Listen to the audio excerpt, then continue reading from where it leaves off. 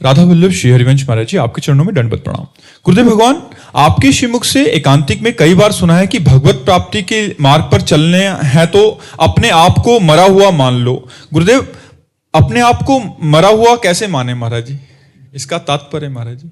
अहम शून्य जीवन ही अध्यात्म की ऊंचाई को प्राप्त करता है। अहम शून्य होना ही वो विदेह जीवन है। मरो रे जोगी मरो, ऐसे मर के दीठो जैसे गोरख मर दीठो। आपो त्याग जगत में बैठे, नहीं किसी से काम, उनमें तो कछु अंतर नहीं, संत कहो चाहे राम।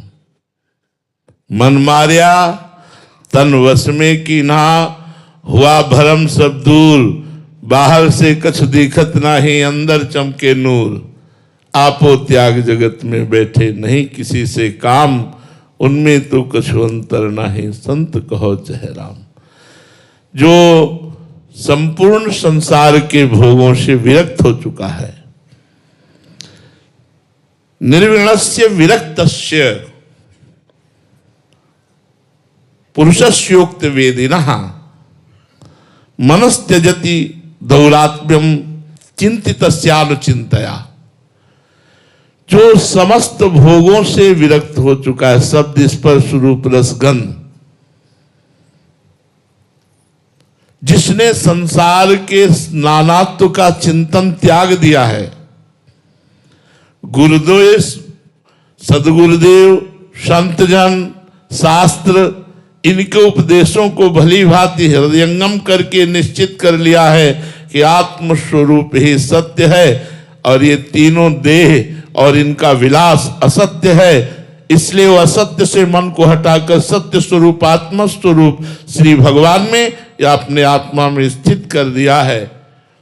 वो मरा हुआ पुरुष है, वो विदेह है, वो जीवन मुक्त है, वो अहम शून्य जीवन है।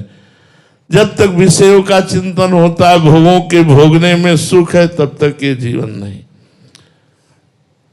इस मार्ग में मरकर चला जाता है। नारायण अति कठिन है, हरि मिलन की बाट, या में पग पीछे धरे प्रथम शीश दे काट। शीश काटने का तात्पर्य अहम का नाश हो जाना।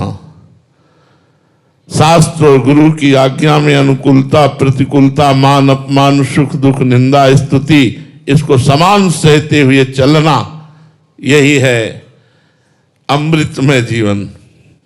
मृत जीवन इधर तो अमृतमय जीवन इधर। मृत्युर्मा अमृतम गमय, असतो मां सदगमय, तमसो मां ज्योतिर्गमय। ये है, जब तक हमारा मन जिंदा है तो वासनाओं की खेल खेलने की इच्छा में हमें बांधता रहेगा। दुर्वासना मम सदा परिकर्षयन्ति, दुर्वासना सदैव हमें खींचती रहेगी।